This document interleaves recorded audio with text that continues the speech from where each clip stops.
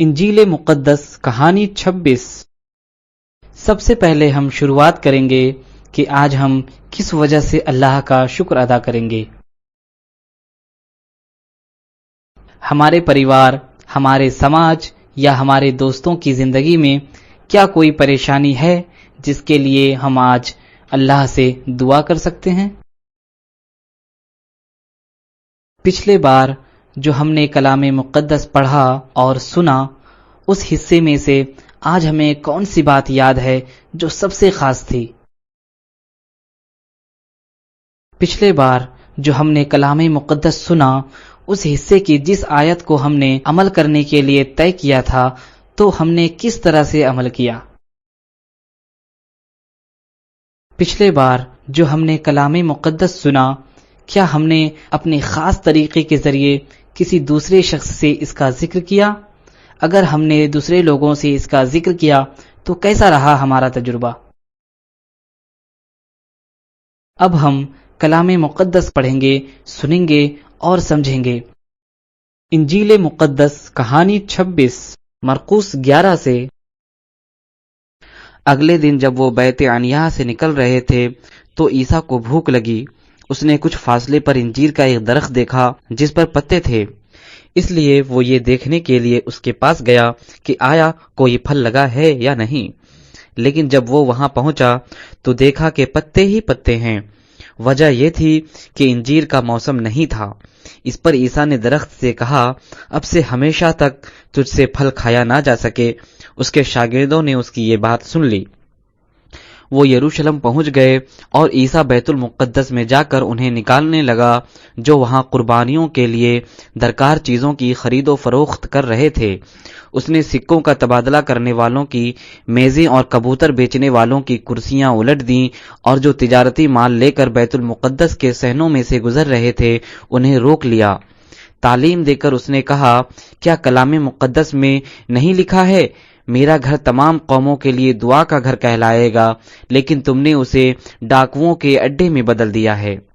رہنما اماموں اور شریعت کے علماء نے جب یہ سنا تو اسے قتل کرنے کا موقع ڈھونڈنے لگے، کیونکہ وہ اس سے ڈرتے تھے، اس لیے کہ پورا ہجوم اس کی تعلیم سے نہایت حیران تھا۔ جب شام ہوئی تو عیسیٰ اور اس کے شاگرد شہر سے نکل گئے۔ اگلے دن وہ صبح سویرے انجیر کے اس درخت کے پاس سے گزرے جس پر عیسیٰ نے لعنت بھیجی تھی۔ جب انہوں نے اس پر غور کیا تو معلوم ہوا کہ وہ جڑوں تک سوکھ گیا ہے۔ تب پطرس کو وہ بات یاد آئی جو عیسیٰ نے کل انجیر کے درخت سے کی تھی۔ اس نے کہا، استاد، یہ دیکھیں، انجیر کے جس درخت پر آپ نے لعنت بھیجی تھی وہ سوکھ گیا ہے۔ عیسیٰ نے جواب دیا، اللہ پر ایمان رکھو، میں تم کو سچ بتاتا ہوں کہ اگر کوئی اس پہاڑ سے کہے اٹھ اپنے آپ کو سمندر میں گرا دے تو یہ ہو جائے گا۔ شرط صرف یہ ہے کہ وہ شک نہ کرے بلکہ ایمان رکھے کہ جو کچھ اس نے کہا ہے وہ اس کے لیے ہو جائے گا۔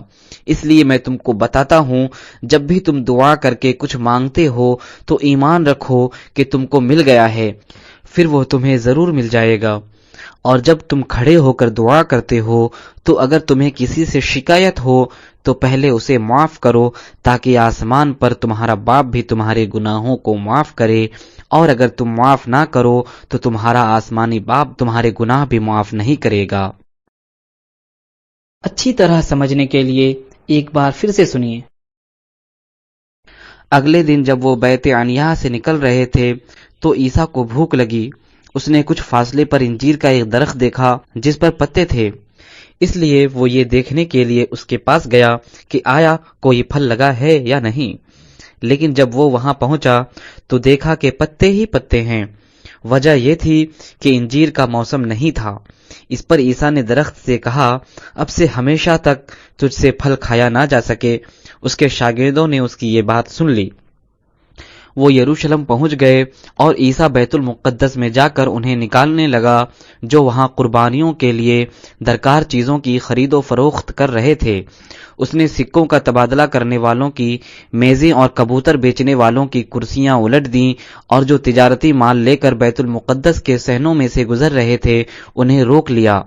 تعلیم دے کر اس نے کہا، کیا کلام مقدس میں نہیں لکھا ہے، میرا گھر تمام قوموں کے لیے دعا کا گھر کہلائے گا، لیکن تم نے اسے ڈاکوؤں کے اڈے میں بدل دیا ہے۔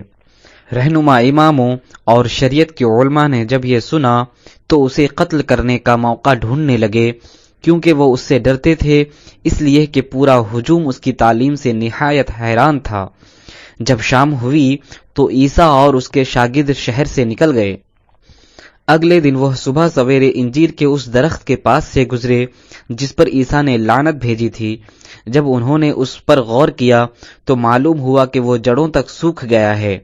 تب پطرس کو وہ بات یاد آئی جو عیسیٰ نے کل انجیر کے درخت سے کی تھی۔ اس نے کہا، استاد، یہ دیکھیں، انجیر کے جس درخت پر آپ نے لعنت بھیجی تھی وہ سوکھ گیا ہے۔ عیسیٰ نے جواب دیا، اللہ پر ایمان رکھو، میں تم کو سچ بتاتا ہوں کہ اگر کوئی اس پہاڑ سے کہے اٹھ اپنے آپ کو سمندر میں گرا دے تو یہ ہو جائے گا۔ شرط صرف یہ ہے کہ وہ شک نہ کرے بلکہ ایمان رکھے کہ جو کچھ اس نے کہا ہے وہ اس کے لیے ہو جائے گا۔ اس لیے میں تم کو بتاتا ہوں، جب بھی تم دعا کر کے کچھ مانگتے ہو تو ایمان رکھو کہ تم کو مل گیا ہے، پھر وہ تمہیں ضرور مل جائے گا۔ اور جب تم کھڑے ہو کر دعا کرتے ہو تو اگر تمہیں کسی سے شکایت ہو تو پہلے اسے معاف کرو تاکہ آسمان پر تمہارا باپ بھی تمہارے گناہوں کو معاف کرے، اور اگر تم معاف نہ کرو تو تمہارا آسمانی باپ تمہارے گناہ بھی معاف نہیں کرے گا۔ اس حصے میں جو کچھ ہم نے سنا ہے اسے اپنے لفظوں میں دہرائیے۔ اس کلام مقدس کے حصے میں کون کون سی بات ہمیں اچھی لگی؟ اس حصے کا کیا کیا اہم سبق ہے؟ اس حصے میں کیا کوئی اچھی مثال ہے جسے ہمیں اپنی زندگی میں عمل کرنا چاہیے، یا کوئی خراب مثال ہے جسے ہمیں عمل نہیں کرنا چاہیے؟ آنے والے دنوں میں ہم اپنی زندگی میں کس طرح سے ایک خاص طریقے کے ذریعے اس پر عمل کریں گے؟